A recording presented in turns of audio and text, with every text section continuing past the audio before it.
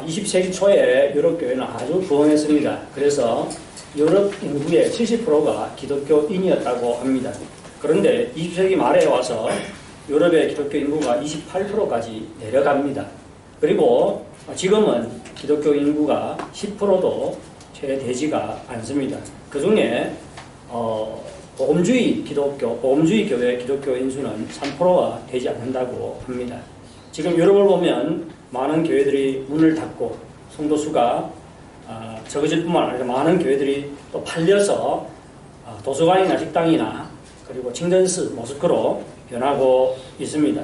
이러한 현상은 유럽 교회가 쇠퇴하고 있음을 말해 줍니다.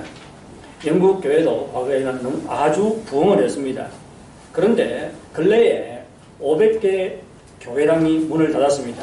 그런데 거기에 비해 423개의 모스크가,清真寺가 세워졌습니다. 그래서 어떤 사람들은 런던시가 런던스탄으로, 파키스탄, 런던스탄으로 변했다고 그렇게들 이야기까지 합니다.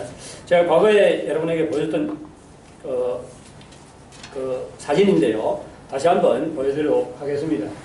예, 원래 이것은 그 교회당입니다. 예, 교회당인데 지금 교회당이 뭐로 변했어요? 위에 그 동그란 녹색의 지붕이 있지요. 그 위에 잘 안 보이는데 이게 그 반달 모양의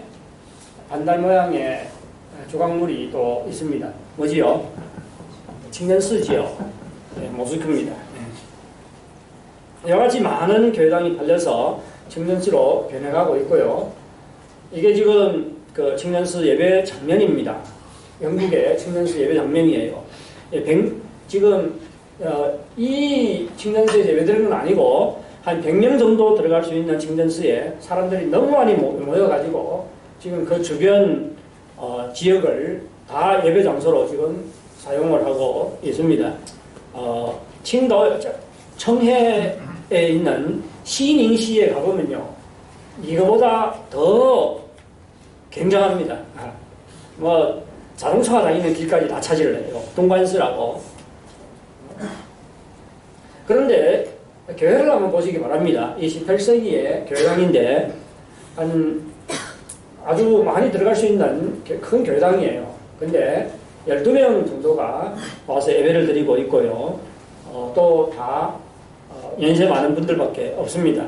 만일 이분들이 세상을 떠나게 되면 이 교회당도 다 비게 되겠지요. 예. 이것이 지금 유럽 교회의 그 현 주소입니다.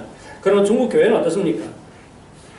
예, 많은 그 선교사들 그리고 해외에 있는 교회들이 정말 중국 교회는 부흥하고 있다, 그렇게 그 이야기를 합니다.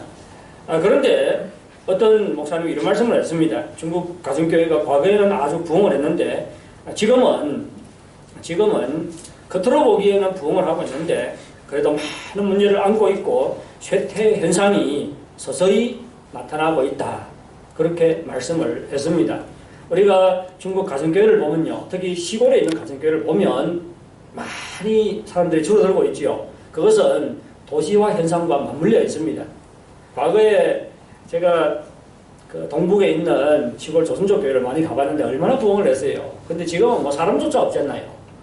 도시로 다 옮겨왔습니다. 그러면 원래 시골에서 신앙생활 하던 사람들이 도시에 오면 신앙생활 잘하는가? 그것도 아닙니다. 과거에 집에 있을 때는 신앙생활 교회 다니는 사람들이 이 큰 도시에 와서 교회 안 다니는 사람들이 많습니다. 이 중국 교회의 현상이지요. 종문교회 장문철 목사님이 이런 이야기를 하더라고요. 한국에 있는 어떤 선교기관에 있는 분이 자기에게 이런 말씀을 해줬다고 합니다. 중국 교회는 과거 10년 동안 부흥한 게 아니고 후퇴했다. 이 말을 듣는 순간 마음이 좀 부끄럽더라고요. 왜요? 과거 10년은 저희 세대들이 목회했던 시대입니다. 그런데 교회가 진짜 쇠퇴를 했다면 우리에게 책임이 있는 것이지요. 그러면 중국 교회 성도님들의 믿음은 어떻습니까? 정말 좋은 믿음을 가지고 있는 성도가 있는가 하면 그렇지 않은 성도도 많지요. 우리 교회에 어떤 자매님이 있었습니다. 주일마다 아이를 데리고 교회에 나왔어요. 그런데 아이가 소학교에 딱 입학을 하자 교회에서 더는 볼 수가 없었습니다. 왜 그렇습니까? 주말에 이제 바쁜 거지요. 과거에는 아이를 데리고 교회에 왔는데 이제는 토요일과 주일날에 뭘 하러 다녀요? 아이를 데리고 여러 가지课外 부시반에 다니기 때문에 교회에 올 시간이 없었던 것입니다. 그러면 신앙이라는 것은 이 어머니에게 있어도 되고 없어도 되는 것이지요. 신앙보다 더 중요한 것은 무엇입니까? 이 자기 아이가 인생의 출발선에서 지지 않는 것입니다. 그렇지요. 不能输在起跑线上 이런 말을 많이 하잖아요. 근데 출발선이 중요한 게 아니고 인생의 종점이 더 중요하지 않습니까? 저는 유치원도 못 다녔어요. 유치원이 있어야 다니지요. 소학교, 초중 다 시골에서 다녔습니다. 중학교요, 초중도 민반 교사들이라고 하지요. 민반 교사들이 절반 이상을 차지했습니다. 출발선 별로 중요하지 않습니다.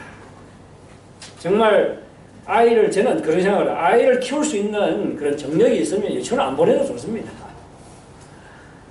유치원 마지막 1년이나 유치원에 가서 좀 사회성을 키우는 게 중요해요. 유치원에 가서 뭐 공부하고 저는 좀 그게 참 싫더라고요. 예, 출발선이 중요한 게 아니라 인생의 종점이 더 중요합니다. 그리고 그 과정을 제대로 걸어가는 게 더 중요하지요. 많은 사람들이 출발선에서 앞서갔습니다. 그런데 자기 인생을 제대로 컨트롤하지 못하기 때문에 넘어지고 실패하는 사람들이 적지 않습니다. 또 한 어머니가 아이가 대학에 오니까 아이를 데리고 북경에 왔어요. 이 주변 지역에 대학 가까이에 있는 교회에 조선의 예배가 있는 교회는 우리 교회밖에 없습니다. 그러니까 어디서 우리 교회 주소를 알아가지고 우리 교회를 찾아왔어요. 근데 그 주간에 어머니가 저한테 전화가 왔습니다. 아이가 입당을 하려고 하는데 괜찮습니까? 제가 안 된다고 했어요. 왜? 당원에 들면 교회 못 나가게 하잖아요. 그렇죠? 그러면 당신 교회 나올 거냐 아니면 어떻게 할 거냐? 그런데 그 후에요. 한 번도 그 아이를 본 적이 없습니다. 그에 들어가니까 거기에 들어가려면 또 열심히 해야 되잖아요. 그러니까 토요일이고 주일이고 바삐 여러 학교의 활동들에 참가하느라고 바삐 보냅니다. 이런 사례들이 너무 많아요. 제가 써가지고 다 말씀을 드리지 않겠습니다. 지난주 목요일 날에 하이든탕에 다니는 두 자매님을 만났어요. 제가 지난주 목요일 하이든탕에 가서 설교를 했거든요. 근데 제보고 만나자 그래가지고 제가 시간이 없다 하니까 우리 집으로 오겠대요. 그러면 밖에서 만나자고 해가지고 광장에서 이렇게 만났는데 어떤 자매님이 그런 이야기를 해요. 베이치자에 교회 좀 소개해달라고. 북경분인데 왜 그러나 하니까 자기 딸이 베이치자에 있는 후장学院에 다니는데 후장学院은 1학년이 베이치자에 다닙니다.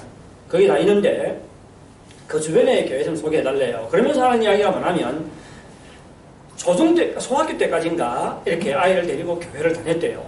그런데 초중부터 고중, 초고중이죠. 그냥 공부가 바빠지니까 아이를 데리고 교회 안 다녔다고 합니다. 그래서 이제 대학교 다니니까 대학교에 갔으니까 이제는 좀 한가하잖아요. 그러니까 좀 신앙생활을 해보겠으면 좋겠다. 그렇게 이야기를 하더라고요. 그래서 제가 이해해서 물었어요. 주말에 주일날에 집에 안 옵니까? 그랬어요. 북경에 있는데 집에 안 옵니까? 그랬어요. 바빠가지고 북경에 집에 안 오는 경우가 많대요. 저는 참 안타깝더라고요. 초중 때, 고중 때 아주 중요한 시기를 놓쳐놓고 이제 머리가 다 굵을 대로 굵었는데 대학교에 와서 이제 신앙을 회복하기를 원합니다. 말을 듣겠어요? 안 듣습니다. 이보다 더 안타까운 것은 목사님 자녀들이 우리 교회 와요. 소개받고. 그런데 교회 안 다니는 사람들도 있고 교회 다니더라도 신앙생활 제대로 하지 않는 사람들이 있습니다. 저는 이러한 현상을 볼 때 참 안타까워요. 이것이 개별 사례입니다. 보편적인 현상은 아니에요. 하지만 이것이 개별 사례일지라도 지금 중국 교회의 문제를 지금 말해주고 있는 것이죠. 우리의 신앙이 아래 세대에게 전수되는데 큰 문제가 있음을 말해줍니다. 그리고 이것이 얼마나 어려운가를 우리에게 말해주고 있어요.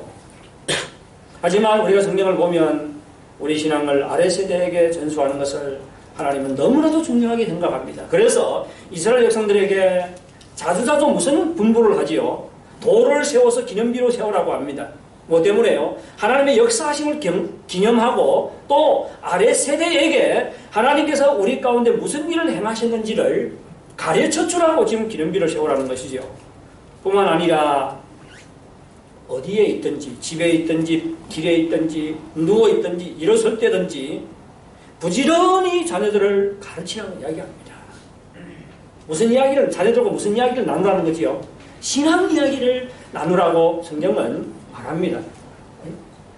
보십시오. 이게 신명기 6장 4절부터 7절까지 말씀이 제가 시간이 없어서 우리 조선말로 PPT를 만들었어요. 예.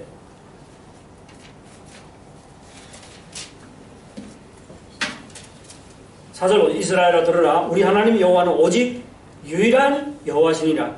너는 마음을 다하고 뜻을 다하고 힘을 다하여 내 하나님 여호와를 사랑하라. 그리고 오늘 내가 내게 명하는 이 말씀은 너희 마음에 새기고 7절 이렇게 말씀합니다. 내 자녀에게 어떻게 부지런히 가르치며 어떻게 가르치라? 집에 있을 때든지 길을 갈 때든지 누워 있을 때든지 일어날 때든지 이 말씀을 강론할 것이며 부모들에게 부지런히 가르치라고 이야기합니다. 무슨 말이에요? 자식들과 어떤 대화를 하라고요? 공부해라 그런 말만 하지 말고 자식들과 신앙의 대화를 나누라고 지금 부탁을 하고 있지요. 예. 그러면 어떻게 하면 우리가 우리의 신앙을 아래 세대에 전승해 줄 수가 있겠습니까? 제가 한 4개월 정도요, 통해서 룻기를 지금 좀 자세하게 좀 한번 설교를 하려고 합니다. 그리고 룻기에 들어가기 전에 사사기를 통해서 한번 룻기에서 일어난 일은 사사시대 때 일어난 일입니다. 그래서 룻기의 배경으로 사사기에 대해서 2번 정도 살펴보기를 원합니다. 사사기 살펴보면 우리가 룻기를 이해하는 데 더욱 많은 도움이 될 것입니다.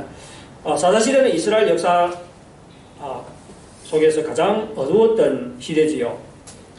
사사기는 그때 당시의 신앙 상황에 대해서 한마디로 이렇게 요약을 하고 있습니다.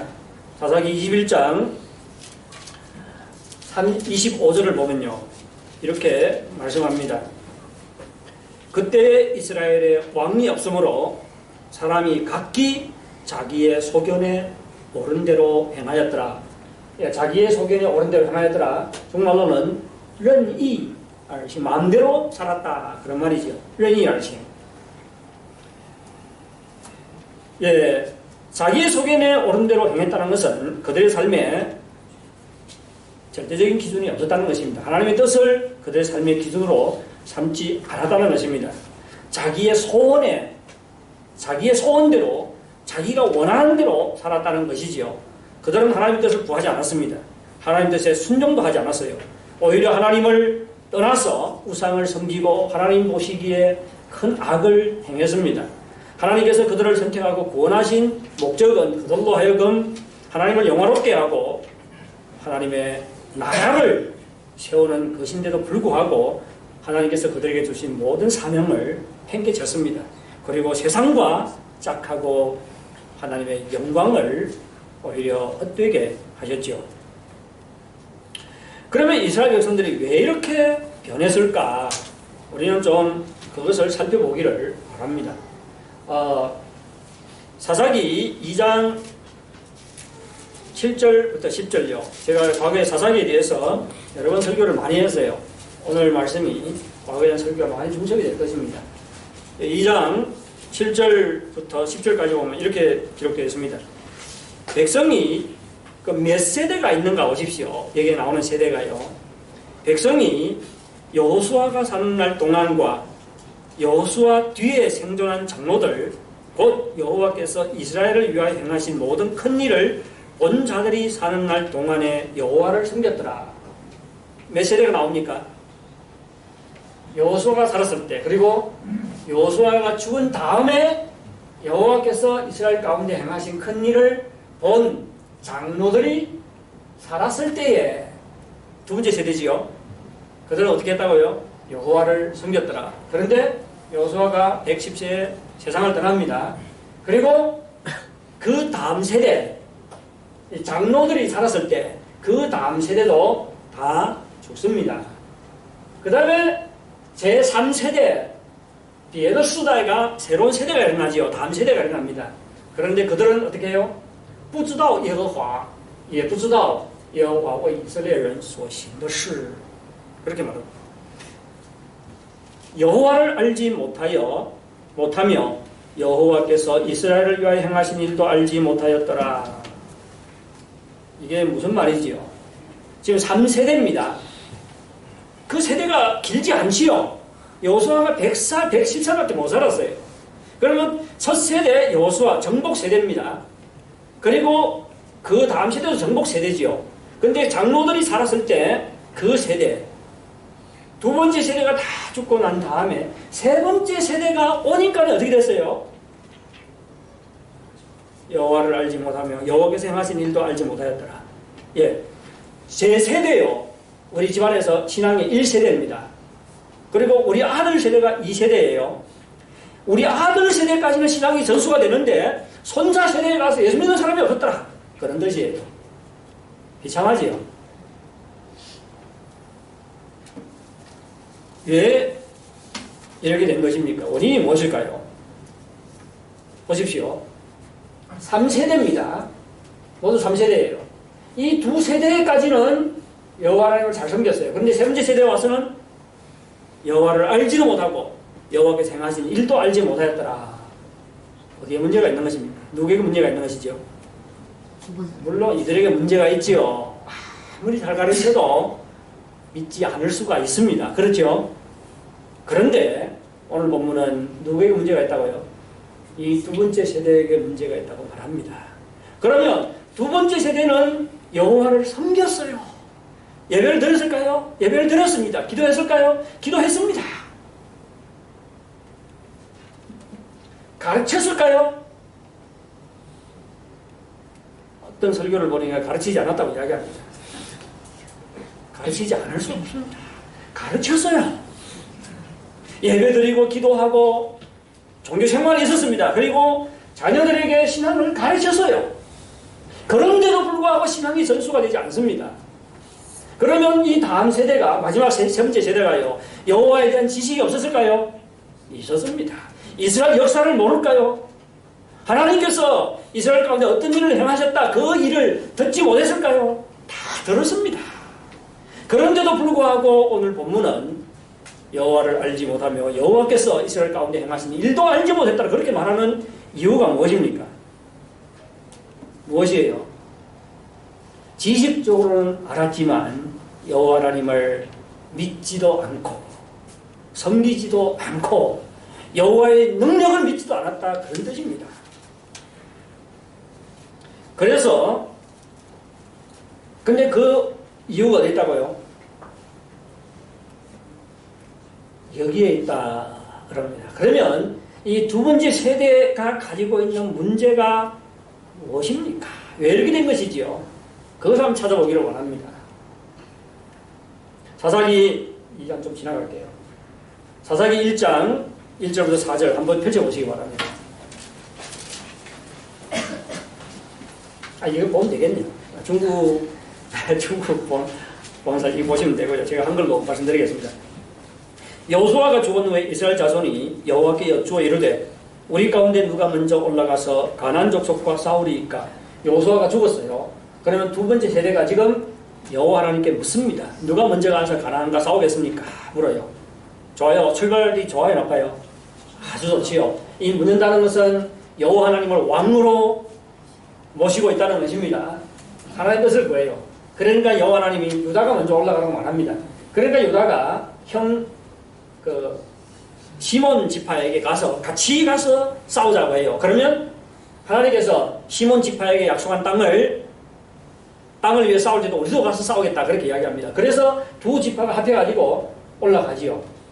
결과가 제4절에 나옵니다. 유다가 올라가매 여호와께서 가나안 족속과 브리스 족속을 그들의 손에 넘겨주시니 그들이 베색에서 10,000명을 죽이고 승리를 거둡니다. 여호와께 묻고 여호와의 뜻을 따라서 나아가서 싸울 때 승리를 거둬요. 그리고 이것이 어디까지 진행이 되는가 하면 18절까지 진행이 됩니다. 전쟁을 할 때마다 이겨요.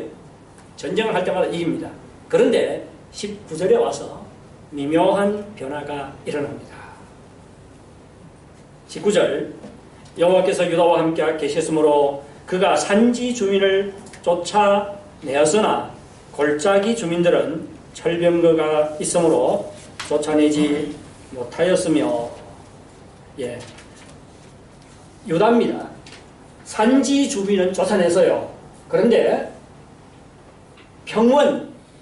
평지 주민은 뭐 때문에 쫓아내지 못했다? 철병거가 있으므로 쫓아내지 못했다. 그렇게 나옵니다. 보세요.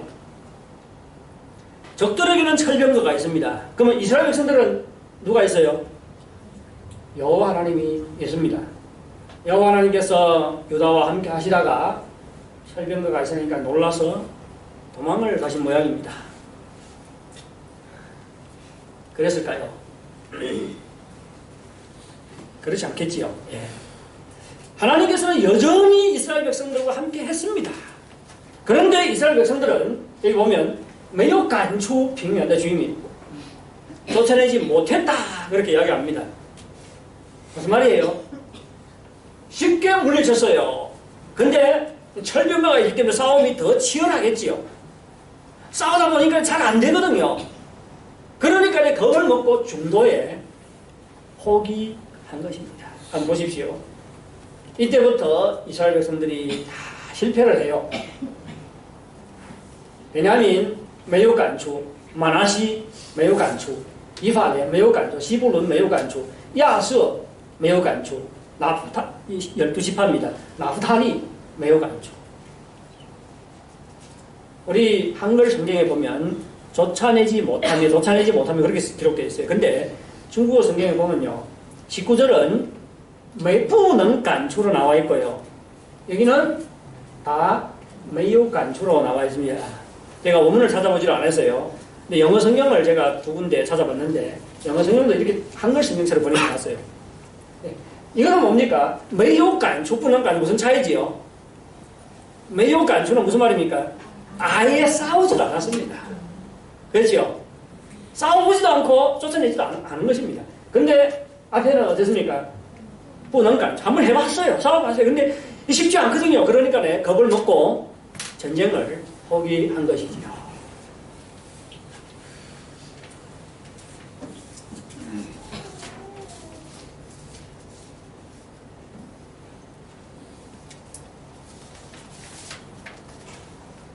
그러면 매우 쫓아내지 않았을 뿐만 아니라 겁을 먹고 그렇죠. 믿음이 없어서 믿음으로 행하지 않은 것이지요. 믿음으로 행하지 않았습니다. 그런데 참 재밌습니다. 28절에 보면 그들이 약할 때는 두려워서 믿음으로 행하지 않았어요. 근데 그들이 강해졌습니다. 장성과 강해졌으면 이제 그들보다 더 강하잖아요. 그런데도 이제는 쫓아내지 않습니다. 살아보니까 어떻게 해요? 좋거든요. 왜요? 그들로 하여금 뭘 하게 했습니까? 28절에 보면 가나안 족속에게 노역을 시키고 힘든 일을 다 그들이 시켰습니다. 그들을 종으로 부려먹기 시작을 했습니다. 33절도 마찬가지예요. 成了服苦的人，成了服苦的人。 그들에게 노역을 하였더라. 예. 힘든 일, 어려운 일, 위험한 일 다 시켜먹었습니다. 아주 편하잖아요. 그래서 이제는 그들을 몰아낼 능력이 있어도 그들을 쫓아내지를 않았습니다. 하나님을 섬겼어요, 안 섬겼어요? 두 번째 세대입니다, 지금. 하나님을 섬겼어요. 하나님께 기도를 했습니다. 자식들에게 믿음으로 행하라고 가르쳤어요. 그런데 정작 자신들은 싸워야 할 때 싸우지를 않습니다. 그러면 왜 신앙이 전수가 되지 않은지를 우리가 그 해답을 찾을 수가 있겠지요. 뭐 때문입니까?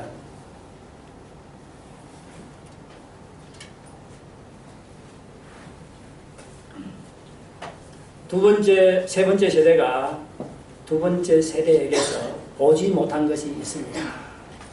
뭘 보지 못했어요? 믿음으로 행하는 것을 보지 못했습니다. 하나님께서 전쟁을 하라고 해요. 보면 사사기 2장 2절에 보면 님의 예쁘크 하나님께서 막 하나님의 사자를 보내 책망을 합니다. 거기에 무엇 때문에 무슨 문제인지를 이스라엘 백성들이 두 번째 세대가 가지고 있는 문제가 무슨 문제인지를 알 수가 있습니다. 너희는 이 땅의 주민과 언약을 맺지 말며 그들의 제단들을 헐라하였거늘. 무슨 말이에요? 그들을 다 쫓아내라는 것이지요. 쫓아내라는 것입니다. 그리고 그들의 우상 숭배하는 제단을 다 헐라고 하나님께서 명령을 하셨어요. 너희가 내 목소리를 듣지 아니하였으니 뭐 때문이냐? 듣지 아니하였으니 무슨 말이에요? 그들과 싸우지도 않고 그들을 쫓아내지도 않고 오히려 그들과 어떻게 해요? 언약을 맺고 그 다음에 어떻게 합니까? 그들의 우상을 섬기시다. 전쟁을 하지 않았어요. 하나님 명령에 순종을 하지 않았어요. 그러면 왜 두 번째 세대가 이렇게 하나님 명령에 순종하지 않았을까요? 몇 가지 원인이 있습니다. 우선 현실에 만족했습니다. 쫓아내지 않아도 인구가 적었기 때문에 살 땅이 충분했어요. 그런데 철병거를 가진 적들과 싸우다 보면 어떻게 해요? 다칠 수도 있고 사람이 죽을 수도 있고 많은 대가를 지불해야 됩니다. 그래서 싸우기를 포기를 합니다. 현실에 만족한 것이죠. 현실에 만족하고 안좋아하기 때문에 믿음으로 행하지를 않습니다. 우리도 현실에 만족하면 신앙에 대해서 대가 지불하지 않습니다. 하나님 뜻에 순종하지 않지요. 첫 번째 원인입니다. 두 번째 원인은 믿음으로 그들을 위해 싸우시는 하나님을 보지 못합니다. 어려움 앞에서 믿음으로 그들을 위해 싸우시는 하나님을 보지 못해요. 하나님께서 신명기에서 이렇게 약속을 합니다. 이스라엘 백성에게요. 아주 분명하게 말씀을 합니다. 1절 한번 보십시오. 내가 나가서 적군과 싸우려 할 때 말과 병거와, 이 병거에는 뭐가 포함돼요? 철병거도 포함되겠지요. 적들의 말과 병거와 그리고 백성이 너보다 많음을 볼지라도 그들을 두려워하지 말라. 애굽 땅에서 너를 인도하여 내신 내 하나님 여호와께서 너와 함께 계시느니라. 3절 4절요. 우리 한번 읽어볼까요? 중말로. 같이 읽게 시작. 以色列人啊，你们当听，你们今日将与仇敌征战，不要胆怯，不要惧怕战惊，也不要因他们惊恐，因为耶和华你们的神与你们同去，要为你们与仇敌征战，拯救你们。 하나님의 약속이에요. 그런데 어떻게 합니까? 이 약속을 믿지를 못하지요. 적들이 강력한 무기와 말병거를 가지고 있는 것을 보고 움츠려 듭니다. 약한 적들과 싸울 때는 막 믿음으로 행하는 것 같았는데 강한 적들 앞에서 그 믿음이 흔들리지요. 뭐 때문에요? 철병거만 보고 그들과 함께 하시고 그들을 위해서 싸우시는 여호와 하나님을 보지 못하기 때문입니다. 두 번째 이유입니다. 세 번째 이유는 안일한 삶을 추구하게 됩니다. 현실에 만족할 뿐만 아니라 또 뭘 추구를 해요? 안일한 삶을 추구를 하지요.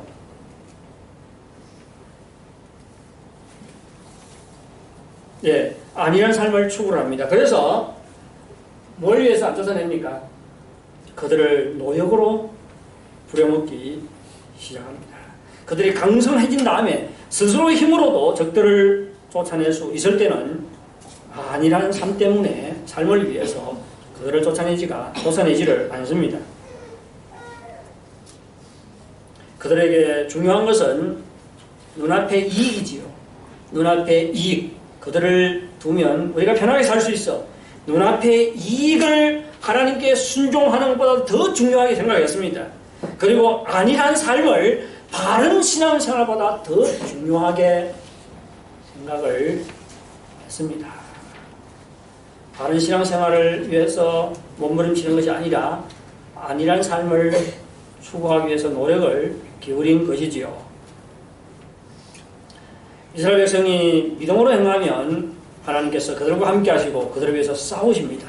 그들 가운데 크신 능력을 행하신다고 하나님께서 말씀을 하셨어요. 그런데 이스라엘 백성은 현실에 만족하고 그들과 함께하는 하나님을 믿음의 눈으로 보지 못하고 안일한 삶을 추구하고 그래서 하나님을 섬기고 있었지만 믿음으로 하나님께 순종해서 믿음으로 하나님을 의지를 하지를 않았습니다. 그렇기 때문에 그 다음 세대는 뭘 발견을 못해요. 그들이 믿음으로 행하면 하나님의 역사하심이 있는데 그들이 믿음으로 행하지 않았기 때문에 그들 가운데 하나님의 역사가 일어나지가 않습니다. 예, 강한 적들이 있을 때 내가 그들보다 약하지만 어떻게 해야 돼요? 믿음으로 그들과 붙어서 싸워야 되는데 그러면 하나님께서 그들과 이기게 하잖아요. 그러면 다음 세대들이 그것을 보고 하나님께서 정말 살아계시구나 이것을 알게 될 건데 두 번째 세대가 믿음으로 도전하는 것을 포기를 합니다. 믿음으로 행하지를 않아요. 그래서 그 세 번째 세대, 다음 세대가 아버지 세대에서 두 번째 세대에서 하나님의 역사하심을 보지를 못해요. 그래서 이론적으로는 여호와 하나님이 어떤 분이고 하나님이 과거에 이스라엘 백성 가운데 어떻게 행하셨다 역사로는 알고 있었지만 살아계신 하나님은 알지도 못합니다. 살아계신 하나님의 능력도 경험하지를 못해요. 결국 그들은 하나님을 믿지도 않고 하나님을 섬기지도 않는 세대가 되고 맙니다. 근데 이 신앙 전성이 실패했을 때 그들은 신속하게 하나님을 떠납니다. 그리고는 자기의 소견에 옳은 대로 행하여 하나님께 불순종하고 우상을 섬기고 하나님의 눈에 악한 일을 행합니다. 그래서 사사기를 보면 하나님의 심판이 임하고 하나님의 진노가 이스라엘 백성 가운데 임하지요. 신앙이 전수되지 않은 결과입니다.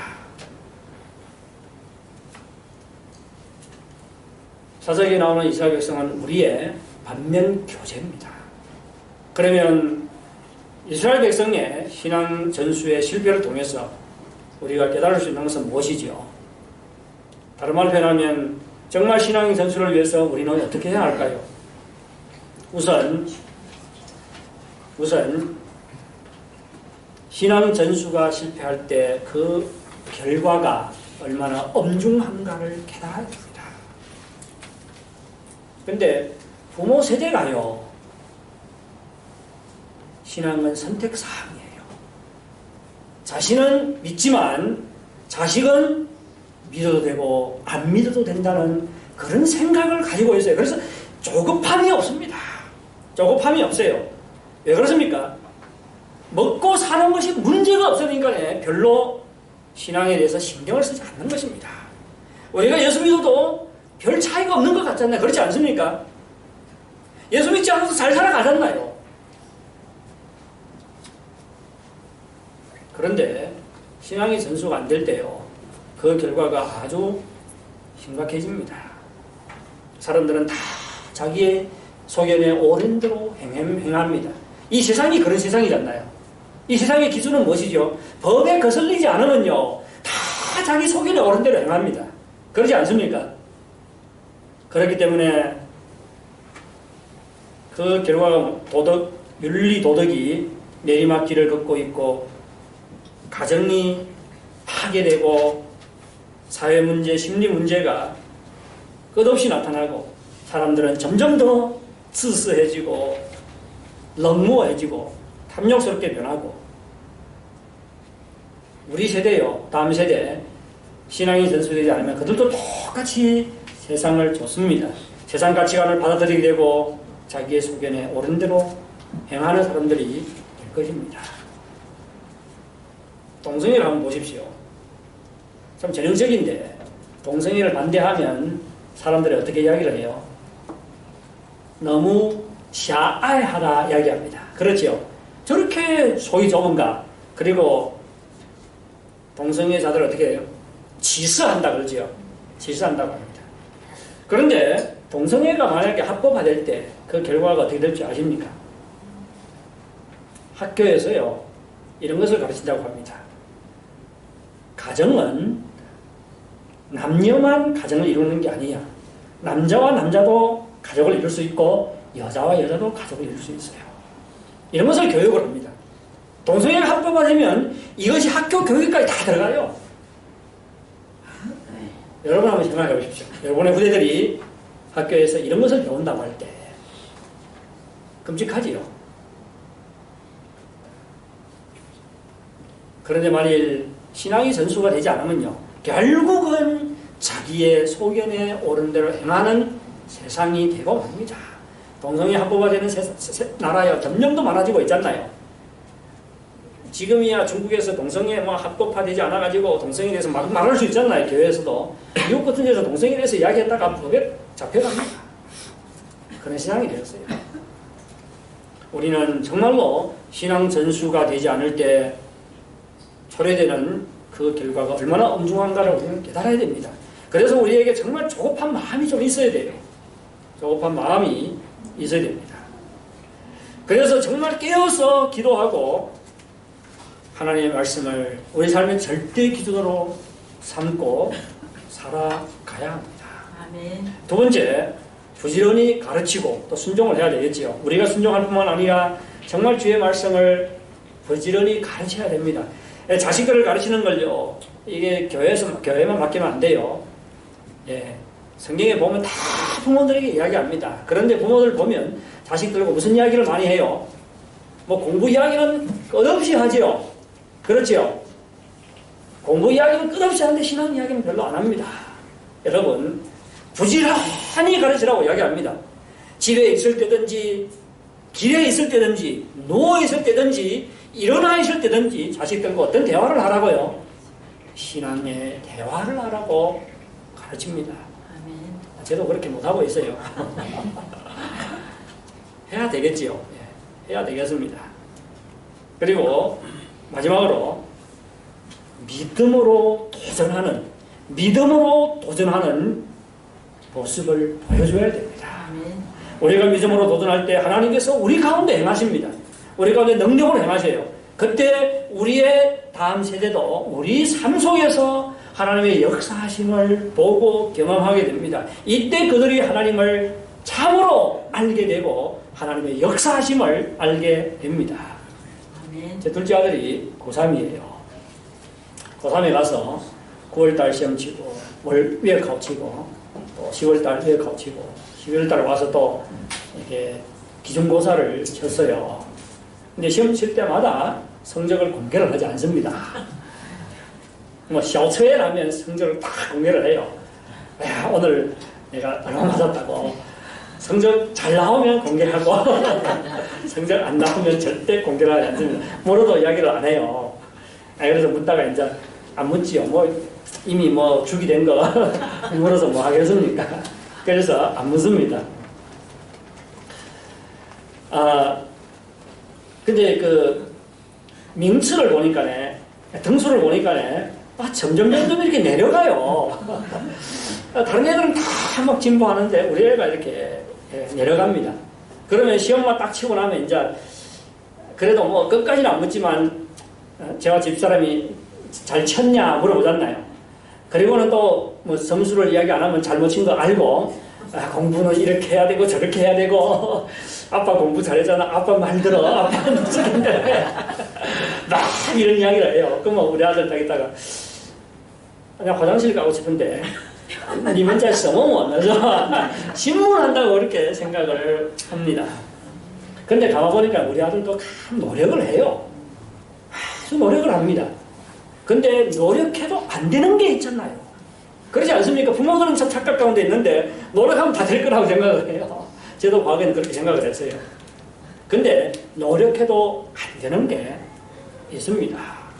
우리 아들이 정말 노력을 해요. 숙제 콕콕 해가고요. 숙제 빠뜨려 먹는 법이 없습니다.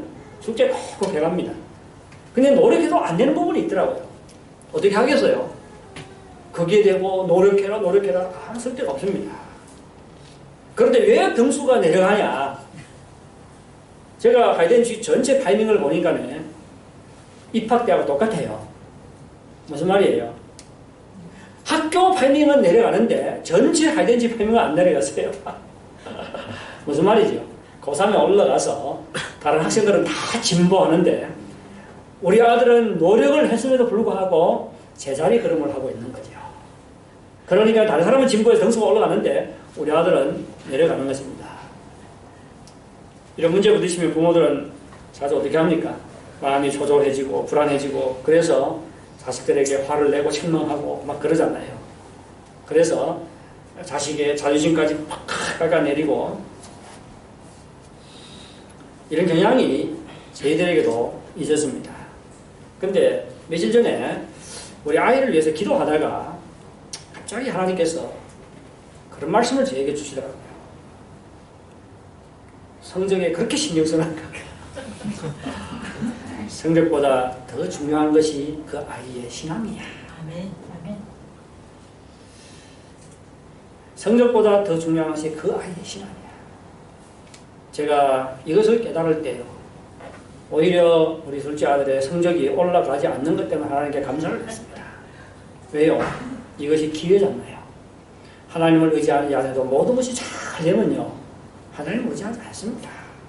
하나님을 의지하는 법을 배우지를 못해요. 근데 지금 성적이 노력해도 안 되잖아요. 그럼 어떻게 해야 되죠? 하나님을 의지하는 수밖에 없습니다. 하나님의 도우심이 임할 때, 하나님의 은혜가 임할 때 올라가겠지요. 저는 그래서 오히려 노력해도 안 되는 것, 이런 상황이 바로 하나님을 의지하고 하나님을 경험할 기회라는 생각이 마음에 들더라고요. 그래서 모든 기대를 내려놓았어요. 그러고는 이제부터 어떻게 해야 되겠다? 자식들과 둘째와 좀 신앙 이야기를 하고 그 다음에 함께 안 되는 것을 하나님께 의지하고 하나님께 기도하는 그런 모습을 보여줘야 되겠다. 그런 생각을 했습니다. 자식을 책망만 하고 자식과 함께 하나님을 의지하지 않는다면요. 믿음으로 행하는 것이 아닙니다. 자식이 성적이 올라가지 않는다고 책망만 계속 하게 되면 하나님의 도우심을 믿지 않는 것이죠. 그렇지 않습니까? 이런 문제 부딪혔을 때 우리는 자식들과 함께 하나님을 의지해야 됩니다. 이때 하나님의 도우심을 경험하게 될 것이고 이러한 과정 내에 우리의 다음 세대가 여호와 하나님을 알고 여호와 하나님의 역사하심을 깨달아가는 과정이 될 것입니다. 아멘. 사랑하는 여러분, 우리 주님은 우리와 함께 하십니다. 오늘의 성찬이 그것에 대해서 말해주지요. 우리를 위해서 십자가에 못 박히고 고통당하고 피 흘리시고 죽으셨습니다. 우리를 사랑하시는 주님이시에요. 뿐만 아니라 이 떡이 우리 안에 들어가서 우리와 결합하는 것처럼 주님께서 우리 안에, 우리가 주님 안에 있습니다. 우리와 주님과의 관계는 끊을래야 끊을 수 없는 관계입니다. 우리 주님은 임마누엘의 주님이세요. 영원히 우리와 함께 하십니다. 따라서 우리는 믿음으로 행해야 되겠지요. 뿐만 아니라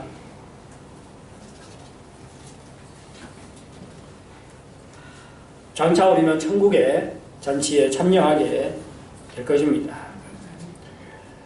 우리는 이러한 믿음으로 성찬을 받아야 될 뿐만 아니라 정말 이런 믿음으로 함께 하시는 주님을 의지해야 합니다.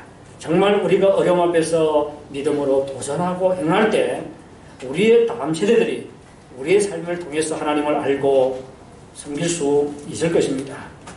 그런데 이것은 단순히 부모만의 책임은 아니죠. 우리 모두의 책임입니다.